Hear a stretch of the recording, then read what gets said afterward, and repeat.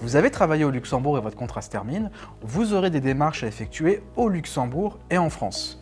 En ce qui concerne la fin de contrat, c'est la France, votre pays de résidence, qui demeure compétente pour votre indemnisation de chômage et le suivi de votre retour à l'emploi. En termes de démarche, vous devez vous inscrire dès le lendemain de la fin de votre contrat de travail, peu importe que ce soit le week-end ou un jour férié. Inscrivez-vous sur le site pôle emploi.fr. C'est la date d'inscription à Pôle emploi qui détermine le point de départ du calcul pour votre indemnisation. En parallèle de votre inscription en France, vous devrez effectuer des démarches au Luxembourg pour obtenir un formulaire dit U1.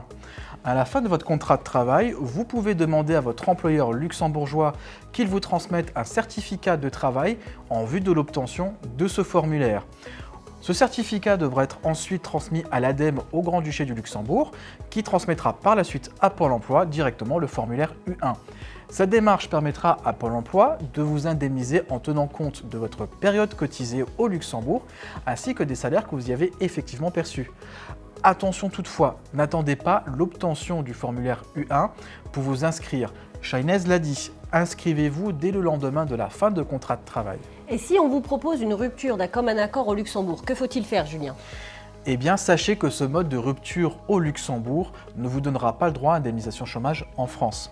En effet, la rupture conventionnelle française qui donne droit à indemnisation chômage en France fait l'objet d'une procédure très spécifique encadrée par la législation française.